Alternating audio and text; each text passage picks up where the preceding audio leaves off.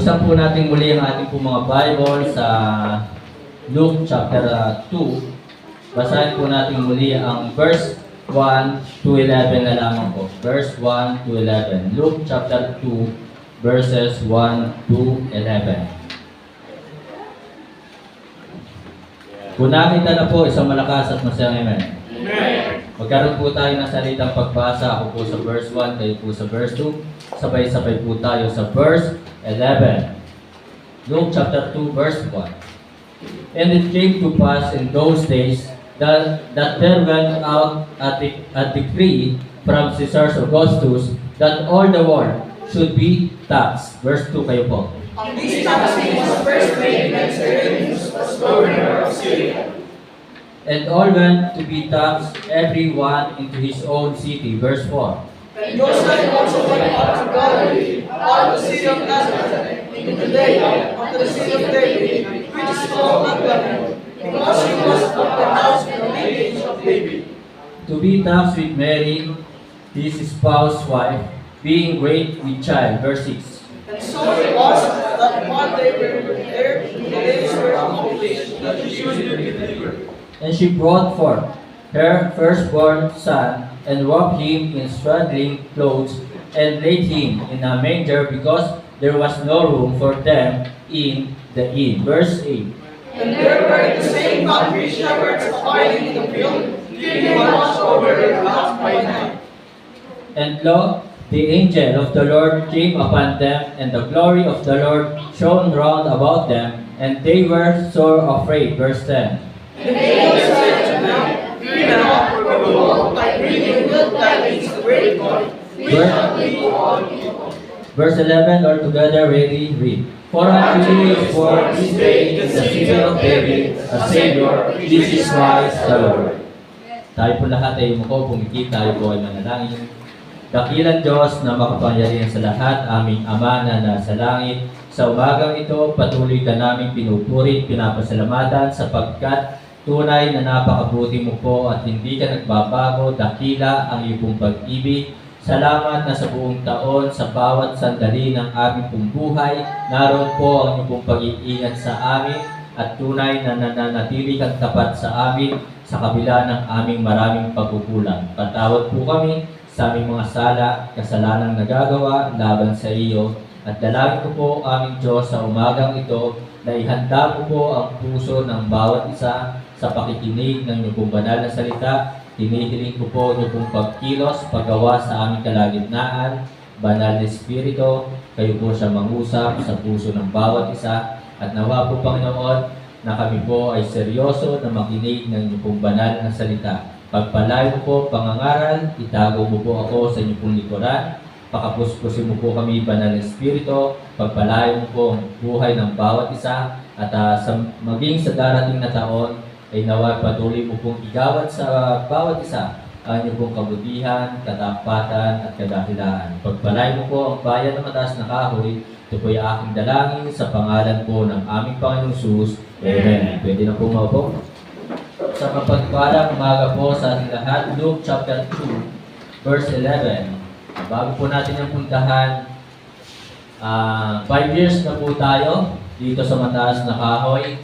At purihin ng Panginoon na within 5 years ay nagkaroon po tayo ng 70 baptism, plus today ay 71. Yan na po ang mga nabaptize dito po sa bayan ng mataas na kahoy. Maaaring ang iba ay hindi po natin kapiling, pero yung iba po ay nagpapatuloy din naman po sa iba pong lugar, katulad ng na Brother RJ, hindi man natin sila kapiling. Purihin ng Panginoon na doon po sa Quezon City, sa Project 8, sila po ay nagiging kagamit-gamit. At this year po, ang nabaptize po, kasama yung mabaptize ngayong umaga ay 17. So, ang tinatarget ko po every year ay magkaroon po ng 24 baptism. So, yun po yung aking tinatarget every year. So, maaaring hindi po yun na naabot yung 24, pero purihin ng Panginoon, merong naliligtas, merong sumusunod, merong nananatili o nagpapatuloy at nagpapagamit. So, yun po. So, this morning, mga kapatid, mga minamahal, natandaan ko, singit ko lang ulit, nung kami mga bata, kapag kami may lagnat, Okay na sa amin yung Royal, Sky Place, yan. Talagang masaya na kami kapag meron kaming Royal. Na talagang kapag kami, so kami nabibilhan lamang ng Royal nung kami bata kapag may lagnat. Pero ngayon, halos yung mga bata yata ngayon, araw-araw naka-soft drinks. Okay ba? So hindi maganda ang soft drinks sa katawan. Okay? So hindi po yan maganda. So mga kapatid, mga minamahal, verse 11, for unto you is born this day in the city of David, the Savior, which is Christ the Lord. Ang title po ng mensahe this morning, Jesus Christ was born. Jesus Christ was born. So, ipinanganak ang Panginoong Hesus para sa ating lahat. Para sa ating lahat, hindi para sa mga kayamanan sa mundong ito, kundi para sa ating lahat. Ito po yung katotohanan. Kaya ang isang awitin kanina, purihin po Panginoon, na inawit kanina ni na Brother John Mart and Sister Micaela, yung His Life for Mine, na si Kristo ay pinanganak para sa ating lahat, ang kanyang buhay ay para sa atin, kaya sana ang buhay po natin ay maging para kay Kristo din po. So hindi masama na tayo po ay mangarap sa ating buhay, hindi po masama na tayo ay tumulong sa ating mga mahal sa buhay, hindi po yun masama. Pero sana sa pag-abot natin sa ating pangarap, sa pangarap natin sa ating buhay, sana'y kasama si Kristo.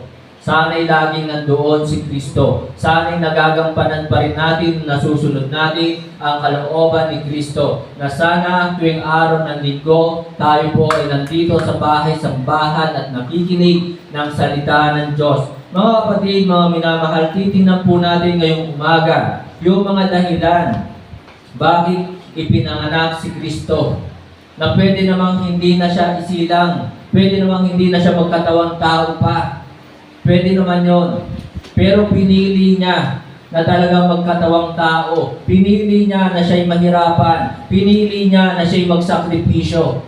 Ito po yung mga bagay na ginawa ng ating Panginoong Hesus, na talagang siya ay nagtiis ng maraming hirap, napako sa krus, tiniis ang koronang tinik, tiniis ang mga sugat, mga latay sa kanyang katawan. Lahat ito ay kanyang tiniis at siya ay talagang handa magsakripisyo sa ating lahat. Mga kapatid, mga minamahal, una, bakit siya po ay nagkatawang tao? Bakit siya isinilang ni Maria? Ang sabi po ng verse 11, for unto you is born this day in the city of David a Savior. So mga kapatid, tingnan niyo po yung salitang Savior, tagapagligtas. And then verse 30 and 38, tingnan niyo po yung pong Bible sa verse 30. Bakit kailangan natin ng tagapagligtas? So sabi po dito sa verse 30, for mine eyes have seen thy salvation. So kailangan natin ng tagapagligtas para sa ating kaligtasan, sapagkat tayong lahat ay mga taong mga makasalanan. Walang taong perpekto. Dahil sa ating pagiging makasalanan, ang tao ay nagkaroon ng kaparusahan sa lugar ng impyerno. Ito po yung dahilan bakit si Kristo ay sinilang, to give us salvation. To give us salvation. Kaya mga kapatid, mga minamahal, si Kristo yung sinilang. So dapat siya ang tatanggap ng regalo. Siya yung may kaarawan. Pero bakit tayo ang naghihintay ng regalo? At ang higit na dapat natin ipagpasalamat sa ating buhay ay hindi yung mga material na bagay sa mundong ito. Sapagkat ang mga material sa bagay sa mundong ito, iyan ay nasisira, nawawala, naglalaho. Pero yung kaligtasan ay regalo sa atin ng Diyos ni Kristo ay kailanman ay hindi mawawala. Ito ang pinakamagandang regalo sa atin ng ating Diyos. For by grace are ye saved through faith, and that not of yourself. It is the gift of God. So ito po yung regalo ng Diyos sa atin. Kaya mga kapatid, mga minamahal, kung hindi ka man makatanggap this morning ng t-shirt, hindi ka man makatanggap sa 25 ng bagong sapatos, hindi ka man makatanggap sa 25 ng regalo, ang ating higit na dapat ipagpasalamat sa Diyos ay yung ating kaligtasan. Ligtas tayo, tayo ay palangit. Hindi ka man makatanggap ng pera ngayong December na ito, pero salamat sa Diyos, tayo ay ligtas, tayo ay palangit. So sabi pa po dito sa verse 38, inyong pong tingnan sa verse 38, verse 38 ng Luke chapter 2, verse 38. And she coming in that instant, gave thanks likewise unto the Lord, and spake of him to all them that look for redemption in Jerusalem. Look for redemption in Jerusalem. So salamat po sa ating Panginoong Jesus, siya'y sinilang upang tayo bigyan ng kaligtasan. Katotohanan, mga kapatid, mga minamahal, hindi lahat ng tao ay palangit. Hindi lahat ng tao ay ligtas. So, ang mga ligtas lamang na sinasabi ng salita ng Diyos, ang Diyos mismo nagsasabi, ang naligtas lamang ay yung mga tumanggap at nanampalataya kay Kristo. Na si Kristo ay namatay, nalibing at muling nabuhay. So, ang kaligtasan mga kapatid, mga minamahal, it is not good works. It is not through good works kung bakit tayo ay naligtas. It is through the good works of the Lord Jesus Christ. Ito ay sa pamamagitan ng ginawa ni Kristo doon sa krus. Hindi dahil sa ating gawa. So, ang nagligtas sa atin ay si Kristo. Hindi kailanman nakakapagligtas sa mabuting gawa. It is not religion. Hindi po relihiyon ang nagligtas sa atin. Hindi ang baptist ang nagligtas sa atin. Tanging si Kristo lamang ang dapat nating kilalaning tagapagligtas. Kaya salamat sa Diyos. Say amen kung lahat ay ligtas. Amen. Say amen kung lahat ay palangit. So salamat. Ito ang dapat nating ipagpasalamat sa Diyos. Maaari ang iba sa inyo ay mga broken family. Marami sa panahon ngayon ay broken family. So, ganun pa man ay pagpasalamat natin na tayo ay ligtas. Tayo ay nakakilala kay Kristo bilang ating Panginoon at tagapagligtas.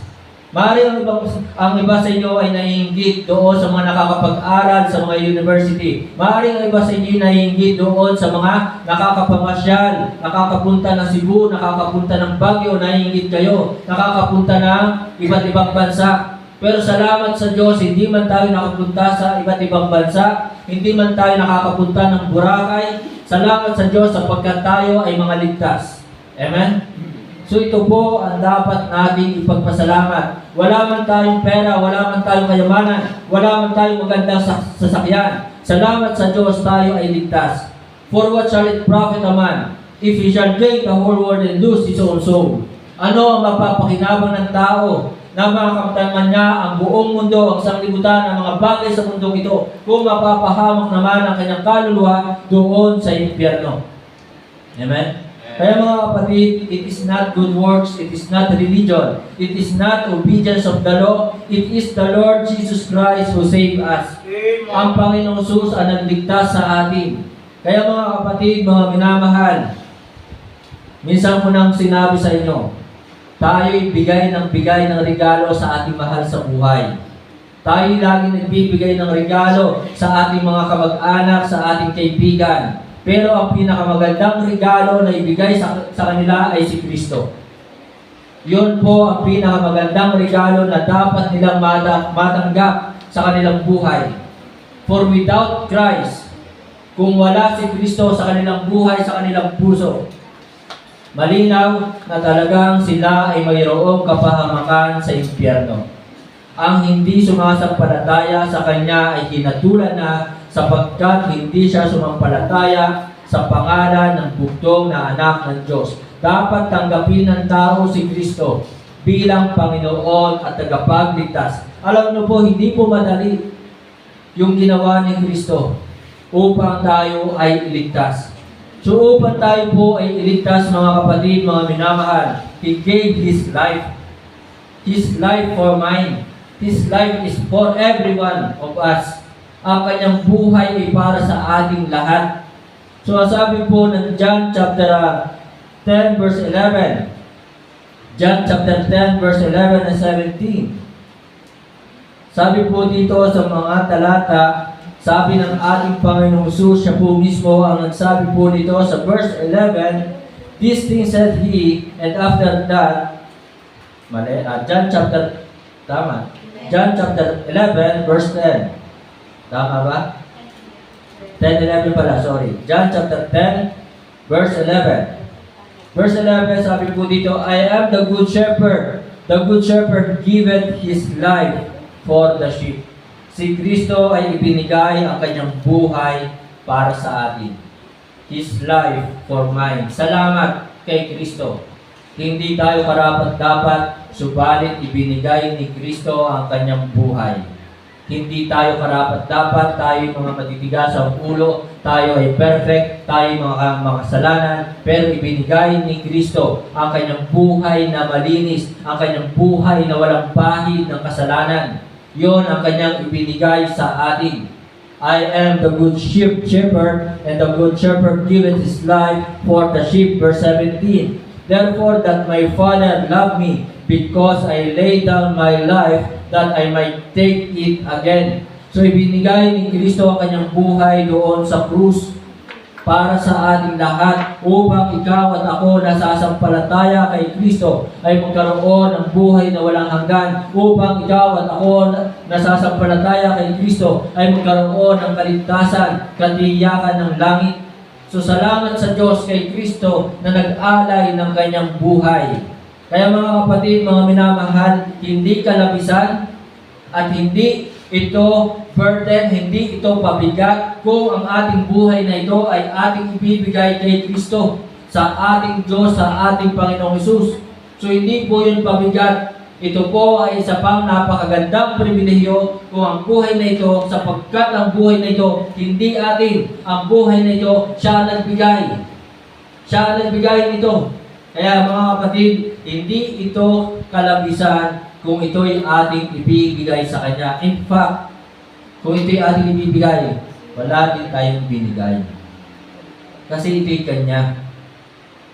Siya nagbigay nito. Amen?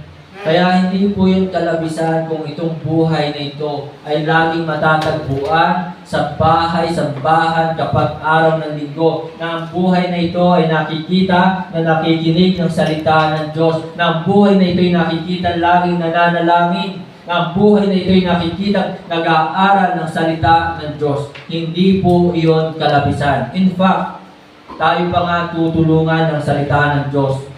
Say amen kung marami kayong natutunan. Say amen kung naging pagpapala sa inyo ang salita ng Diyos. Amen. Kaya mga kapatid, napakarami ng dapat nating ipagpasalamat sa ating Diyos. So He gave us salvation. Binigyan tayo ng kaligtasan, at dahil dito ay Kanyang ibinigay ang Kanyang buhay, at tayo Kanyang binigyan ng liwanag. Balikan po natin para tayo maligtas. Sabi po sa Luke chapter 2 verse 32. Luke chapter 2 verse 32. So sa kaligtasan na Kanyang kaloob sa atin ay kaloob din po noon, kasama po doon yung liwanag. Binigyan tayo ni Kristo ng liwanag. Luke chapter 2 verse 32. Napakaganda na tayo'y magkaroon ng liwanag. Dati tayo'y nasa kadiliman. Kaya salamat sa Diyos kay Kristo. Nagkaroon tayo ng kaliwanagan, na tayo ngayon ay nasa katotohanan. Dating nasa kadiliman, dating nasa maling katuruan, pero dahil kay Kristo ay nagkaroon tayo ng liwanag. Luke chapter 2 verse 32. Nandiyan na ba kayo? A light to lighten. So yan po, a light to lighten the Gentiles and the glory of thy people Israel. So noon po ng panahon ni Kristo ay talagang marami na pong manloloko. Noong pong panahon ni Kristo ay laganap na rin po ang false religion. Noong panahon ni Kristo ay laganap na ang mga false doctrine, false teacher, false prophet. Laganap na yan. Pero dahil kay Kristo ngayon, tayo ngayon ay nasa liwanag, tayo ngayon ay nasa katotohanan. So salamat kay Kristo, binigyan tayo ng liwanag. Sapagkat kung walang liwanag, mahirap mamuhay sa dilim. Kung walang liwanag, di ba? So kapahamakan ang dulot. Kaya mga kapatid, ito yung liwanag. Si Kristo yung ating ilaw. Si Kristo yung ating liwanag. Siya yung nagdala sa atin sa kaliwanagan, sa katotohanan. Kaya salamat na siya'y isinilang. Hindi para siya'y tumanggap ng mga papuri, kundi siya isinilang upang tayo ay bigyan ng liwanag. Kaya tayo ngayon na sa liwanag ay dapat lagi natin siyang purihin. Sapagkat nung panahon ni Kristo na siya nandito, hindi siya pinaglingkuran, siya yung naglingkod. Nung panahon si Kristo nandito, marami ang hindi tumanggap sa Kanya. Kaya sabi kanina sa His life for mine, He was despised and rejected, but I am loved and accepted. Si Kristo ay hinamak, si Kristo ay tinanggihan, hindi tinanggap ng sanglibutan ito. Kaya ito yung panahon na dapat tayo patuloy na nagpupurit, nagpapasalamat kay Kristo. Hindi mahirap ang sumamba. Amen? Kaya ito po'y pasasalamat lang kay Kristo. Pasasalamat lang ito kay Diyos, sa Diyos, bakit tayo ay nandito? Bakit tayo sumasamba? Ito'y bilang pasasalamat sa Kanya. Dapat lamang siyang sambahin sapagkat siya'y Diyos na nagbigay sa atin ng buhay, siya'y Diyos na nagbigay sa atin ng kaligtasan, siya'y Diyos na nagbigay sa atin ng kaliwanagan, at siya'y Diyos na nagbigay sa atin ng pag-ibig. Hindi tayo karapat-dapat sa pag-ibig. Pero kahit tayo makasalanan, tayo ay inibig ni Kristo. Romans chapter 5 verse 8, But God commended His love toward us, in that while we were yet sinners, Christ died for us. So mga kapatid, kahit tayo makasalanan, inibig tayo ni Kristo. Kaya kung iniwan ka man ng iyong mga mahal sa buhay, huwag mong iisipin at huwag mong sasabihin ikaw ay nag-iisa. Kasama natin si Kristo na kailanman ay tayo ay hindi iniwan ni Kristo. Amen? Hebrews 13 verse 5, Let your conversations be without covetousness, but be content with such things as you have. For He hath said, I will never leave thee, nor forsake thee. Kailanman hindi tayo iniwan. I have been young, and now I am old, yet have not seen the righteous forsaken, nor his seed begging bread. Hindi tayo pinabayaan at hindi tayo hinayaang mamalimos ng tinapay. Amen? So mga kapatid, mga minamahal, to save us, upang tayo magkaroon ng kaligtasan, ibinigay ni Kristo ang kanyang buhay, ibinigay ni Kristo ang liwanag para sa atin, ibinigay ni Kristo ang kanyang pag-ibig. Titus chapter 2 verse 14. Titus chapter 2, balikan lang po natin ito, Titus chapter 2 verse 14, Who gave Himself for us, that He might redeem us from all iniquity. Ibinigay po ni Kristo ang kanyang sarili, ibinigay ni Kristo ang kanyang buhay, siya po ay nagsakripisyo upang tayo ay tubusin sa lahat ng ating mga kasalanan. Kaya mga kapatid, mga minamahal, tayo'y magpagamit kay Kristo. Huwag natin iwan ang ministry. Hindi tayo iniwan ni Kristo. Hindi tayo pinabayaan ni Kristo. Kaya sana sa ating buhay, sa ating pagharap sa bagong taon, tayo ay haharap sa bagong taon, sana'y manatili pa rin tayo dito sa ministry ni Kristo. Maaaring iniwan na tayo ng iba nating mga kapatiran. Di ba? Maaaring ibang mga kapatiran ay hindi nakapagpatuloy. Ganun pa man. Huwag nating iwan ang ministry. Hindi tayo iniwan ni Kristo. Naalala ko tuloy yung si Pastor Daryl. Si Pastor Daryl, pinabayaan ng mga kapatiran. Iniwan sa ere. Nagbayad ng mga malaking bayarin, malaking utang. Pero ganun pa man, sabi nga ni Pastor Daryl, kahit siya'y qualified na iwan ang ministry, kahit siya'y qualified na talikuran si Kristo, pero hindi niya iniwan ang ministry, hindi niya pinagtaksilan, hindi niya tinalikuran si Kristo. So si Kristo, mayroon din siyang dahilan upang tayo iwanan. Si Kristo mayroon din dahilan upang tayo italikuran. Pero dahil tayo kanyang minahal, hindi niya tayo kailanman iniwan, hindi niya tayo kailanman pinabayaan. Kaya mga kapatid, mga minamahal, huwag din po natin iwan ang ministry. So tayo ay 71 dito. Pero nasaan yung iba? Ganun pa man, sinasabi ko sa inyo, ang mga nangiiwan sa ministry, hindi gumaganda ang buhay. Kapag pinabayaan ang ministry, iniwan si Kristo, hindi nagiging maganda ang buhay. Maaring sila'y nagkakaroon ng katagumpayan, maaring sila'y nagkakaroon ng kasaganaan, sa kanilang buhay. Pero ang nangyayari ay pansamantala ang lahat ng kanilang nakakamtan. Sapagkat marami na akong nakita ng mga naging backslider. Pero sa kabila ng katagumpayan, sa kabila ng kasaganaan, ano ang naging kabayaran? Ano ang naging kapalit? Sakit. Marami sa mga naging backslider, opo, nakatikim ng kasaganaan, nakatikim ng katagumpayan.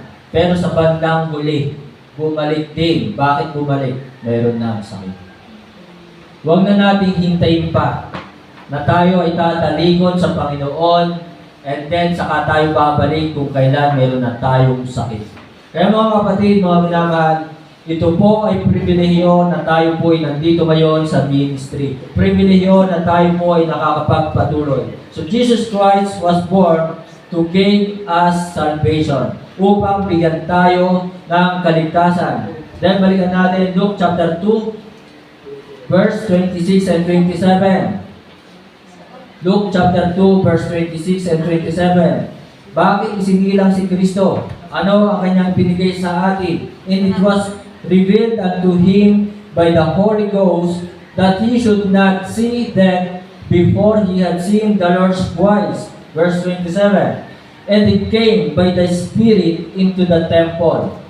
So mga kapatid, mga minamahal, Jesus Christ was born to give us His Spirit.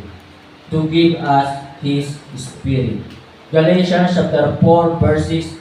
At sapagkat kayo mga anak ay sinugo ng Diyos ang Espiritu ng kanyang anak sa ating mga puso na sumisigaw, Aba, Ama. So si Kristo ay isinilang upang ang mga sasampalataya sa Kanya, upang ang mga tatanggap sa Kanya bilang Panginoon at tagapagligtas ay magkaroon ng banal na Espiritu sa Kanyang puso.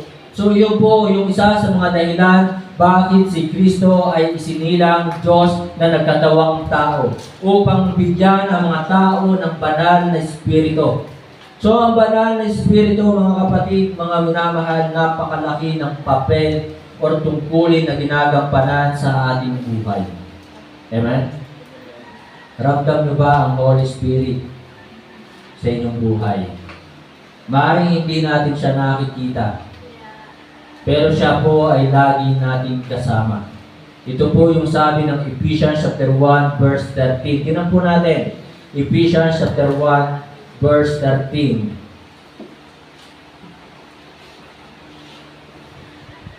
So lagi po natin kasama ang banal na Espiritu. So Ephesians chapter 1 verse 13. Kaya yung mayroong pong yung tao na mayroong banal na Espiritu, kung bakit siya po'y talagang umiiwas sa kasalanan at nalulungkot kapag nakakagawa ng kasalanan sapagkat nasa kanya ang banal na Espiritu. Bakit tayo ngayon ay naging maamo? Sapagkat nasa sa atin ang banal na Espiritu. Ephesians chapter 1 verse 13. So sabi po dito sa verse 13, in whom ye also trusted after that ye heard the word of truth, pagkatapos ninyong marinig ang salita ng katotohanan, the gospel of your salvation, ang ebanghelyo ng inyong kaligtasan, in whom also after that you believe, pagkatapos ninyong manampalataya natin, you were sealed, kayo ay sinilyuhan with that Holy Spirit of promise, ng banal na Espiritu na pinangako. So mga kapatid, ang banal na Espiritu ay nasa sa atin. Bakit nagagawa nating malampasan ang pagsubok? Dahil sa banal na Espiritu. Bakit nagagawa nating umiti kapag may pagsubok? Dahil sa banal na Espiritu. Bakit nagagawa natin na talagang mapagtagumpayan ang pagsubok? Dahil sa banal na Espiritu. Bakit alam natin ngayon ang katotohanan at alam natin ang mga maling turo? Dahil sa banal na Espiritu. John 14 verse 16. Tingnan po natin muna ang John 14 verse 16. Kaya mga kapatid, mga minamahal, huwag natin iisipin na kaya tayo gagawa ng kasalanan ay dahil walang nakakakita. Tandaan nyo po, kasama natin ang Diyos, kita tayo ng Diyos. John 14, verse 16. And I will pray the Father, and He shall give you another Comforter, that He may abide with you forever. So ito po yung papel na gagampanan ng banal na Espiritu. Alipin tayo kapag may mga trahedya, kapag may mga problema, kapag may mga pagsubok. So siya yung ating tagapang-aliw. Siya yung ating comforter. Then verse 26, tingnan niyo po yung pong Bible. But the Comforter, which is the Holy Ghost, subalit ang tagapang-aliw na siyang banal na Espiritu, whom the Father will send in my name, na siyang ipinadala ng Ama sa aking pangalan, He shall teach you all things. Bakit tayo mayroong knowledge at wisdom? Dahil sa banal na Espiritu. Kahit nasa school, tinutulungan pa rin yung mga estudyante ng banal na Espiritu. Tamad mag-aaral, pero mayroong nagpapatotoo, salamat, nakapasa. Dahil sa Holy Spirit. Pero sana huwag naman laging asa na. Diba? Sasabihin natin, hindi na ako mag-aaral, tuturuan naman ako ng banal na Espiritu. Hindi na ako magre-review kasi ipapaalala sa akin ng banal na Espiritu yung aking mga natutunan. So, huwag po natin iaasa. Diba? Huwag natin itong gagawing excuses na magiging tamad tayo sa ating pag-aaral. Faith without works is dead. Kung ikaw ay umaasa na ikaw ay makakapasa sa exam, ay mag-aral ka. Amen? Mag-aral. So, huwag natin sasabihin na kasama natin si Kristo, tutulungan tayo na makapasa. So, nandoon yung biyaya ng Diyos, nandoon yung tulong ng Diyos, pero kailangan natin mag-aral. Kaya tayo bilang mga bago ng nilalang. Amen po ba? Sana'y wala akong mababalitaan ng Baptist Christian na bumagsak sa pag-aaral. Naalala ko tuloy si Christian, bakit wala? Naku, hindi yata nadaanan, hindi nasundo. So tayo po ngayon yung mga Kristiyano na sana'y walang mga Kristiyano nangungopya. Amen po ba? Mag-aral ng mabuti. Kapag mayroong ibinigay na assignment si teacher, ay gawin agad. Assignment muna, bago laro, bago cellphone. Tapos kinabukasan, walang ipapasa. Amen? So mga kapatid, tuloy po natin, verse 26, tingnan niyo po. And bring all things to your remembrance whatsoever I have said unto you. So yun po yung banal na Espiritu to comfort us, to coach us, to cultivate us in all truth upang tayo pagyamanin pa sa mga katotohanan. Kaya ako po ay naniniwala na yung mga tunay na ligtas, yung mga tunay na nampalataya kay Kristo ay imposible na mapunta pa ng dating daan. Imposible na yung tunay na ligtas ay imposible na mapunta pa sa Methodist. Na imposible yung tunay na ligtas ay babalik pa sa pagiging Catholic. Amen? Sapagkat nasa atin ngayon ang banal na Espiritu. Kaya mga kapatid, yung mga tumatalikod kay Kristo, maaring from the start, from the beginning, ay talagang hindi sila ligtas. So salamat kapag ang mga backslider na ito ay bumalik kay Kristo. Ibig sabihin sila ay tunay na ligtas. Kaya kapag hindi sila nakabalik, yun po ang mahirap, questionable. Questionable ang kanilang kaligtasan. Kaya mga kapatid, mga minamahal, ang sabi po ng John 16 verse 13. John 16 verse 13.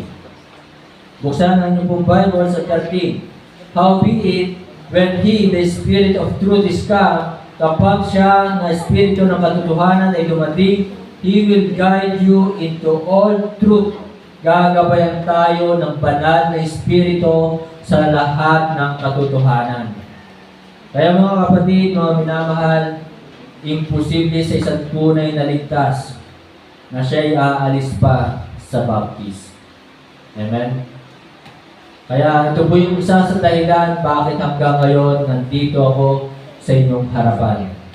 Dahil dito ko natagpuan sa Baptist ang katotohanan. Katotohanan tanging si Kristo lamang ang Panginoong tagapagligtas. Katotohanan, ang kaligtasan ay sa pamamagitan lamang ng pananampalataya, hindi sa gawa, hindi sa relihiyon, hindi sa pagsunod sa kautusan, hindi sa baptism. Katotohanan na ang baptism ay hindi nakakapaghugas ng kasalanan. So yun po mga kapatid, ito po yung pinakamatinding dahilan bakit hanggang ngayon sa kabila ng mga pagsubok, problema, ako po ay nandito pa rin sa inyong harapan. Next, Luke chapter 2. So, Jesus Christ was born to give us salvation, to give us His Spirit. And then verse 29, tinan po natin sa Luke chapter 2, verse 29. Luke chapter 2, verse 29. Nandiyan na ba kayo? Say amen. Verse 29, Lord, now lettest thou thy servant depart in peace according to thy word. Depart in peace according to thy word. So tunay na kapag si Kristo ay nasa puso ng isang tao, mayroon siyang rest and peace. Yung mga taong namatay na walang Kristo sa kanilang puso ay wala po yung rest and peace. Sapagkat sa impyerno ay walang kapayapaan. Sapagkat sa impyerno ay walang hanggang kaparusahan. So Jesus Christ was born to give us serenity. To give us serenity upang bigyan tayo ng kapayapaan. Serenity sa Tagalog ay kapayapaan. John 16:33. John chapter 16 verse 33. Maaring tayo po ay may mga pagsubok pero nananatili pa rin na mayroon po tayong kapayapaan. John chapter 16 verse 33. So sabi po ng talata, sabi ng ating Panginoon Jesus sa verse 33, these things I have spoken unto you, that in me ye might have peace. In the world ye shall have tribulations, but be of good cheer, I have overcome the world. So ito po yung isa sa dahilan bakit si Kristo ay isinilang. Upang bigyan tayo ng kapayapaan. Kaya mga kapatid, kung mayroon man tayong pagsubok, problema, huwag nang huwag lalayo kay Kristo. Huwag nang huwag lalayo kay Kristo. So na kay Kristo ang kapayapaan. Kapag tayo lumayo kay Kristo, may tao sa labas. Pakicheck natin. So kapag tayo lumayo kay Kristo, magkakaroon po tayo ng kaguluhan. Sapagkat ang dulot ng mundong ito ay kaguluhan. Kaya mga kapatid, mga minamahal, ito ang dapat nating ipagpasalamat. Na si Kristo ay isinilang at salamat binigyan tayo ng kapayapaan. Maring ang iba sa inyo dati takot, natatakot mamatay. Tama po ba? Pero dahil nasa sa atin na si Kristo, hindi na tayo natatakot pang mamatay. Sapagkat meron tayong kapayapaan na alam natin na kung darating sa atin ang kamatayan, sa langit tayo pupunta. Amen? So ito yung higit nating ipagpasalamat sa Diyos. Kaya mga kapatid, mga minamahal, lagi tayong magpasalamat. Wala man tayong magandang sapatos, wala man tayong magandang damit, wala man tayong magandang relo, wala man tayong magandang cellphone. Salamat sa Diyos, binigyan tayo ng kapayapaan. Salamat sa Diyos, binigyan tayo ng kaligtasan. Salamat sa Diyos, binigyan tayo ng buhay na walang hanggan. Salamat sa Diyos, tinubos at pinatawad tayo sa lahat ng ating mga kasalanan. Last, Luke chapter 2 verse 30, last. At alam ko kayo nagugutom na. Alam ko kayo ay nananabig na doon sa pagkain at hinihintay ninyo ang ice cream ni Pastor. So, meron tayong pa-ice cream at salamat na ngayong bisita. Luke chapter 2 verse 30. So, matatapos na po tayo. Luke chapter 2 verse 30. Nandiyan na ba kayo? So sabi po ng verse 30, for mine eyes have seen thy salvation. And then mga kapatid, mga minamahal, ano yung binigay sa atin dito ni Kristo? So, kanina nabanggit na natin yung salvation.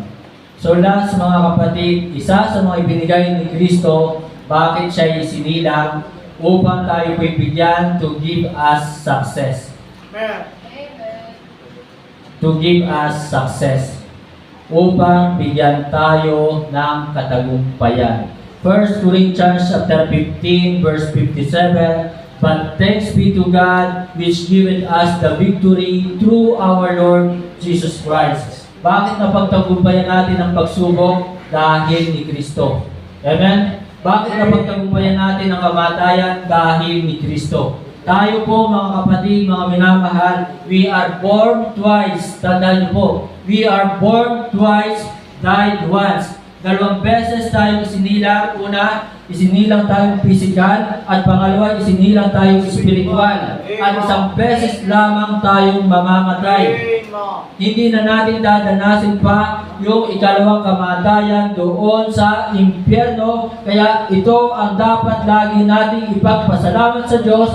Hindi natin mararanasan yung walang hanggang kaparusahan sa lugar ng impyerno. Thanks be to God which giveth us the victory through our Lord Jesus Christ. Na ito po ay ating napagtagumpayan. We overcome death. We overcome everlasting punishment. John chapter 5 verse 24. John chapter 5 verse 24. Matatapos na po tayo.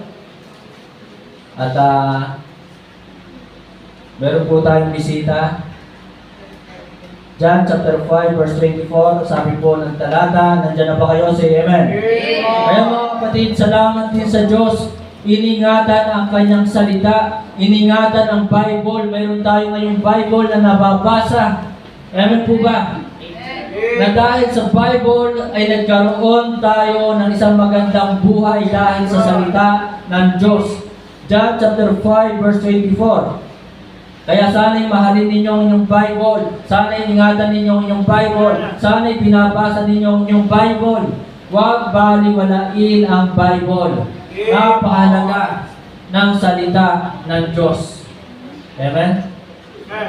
So, John chapter 5 verse 24, sabi po dito, Verily, verily, I say unto you, he that heareth my word, and believeth on him that sent me hath everlasting life, and shall not come into condemnation.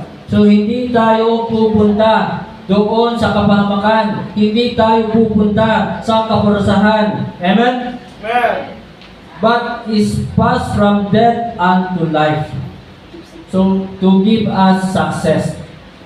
Mga kapatid, mga minamahal, Jesus Christ was born to give us salvation, to give us His Spirit, to give us success, to give us serenity.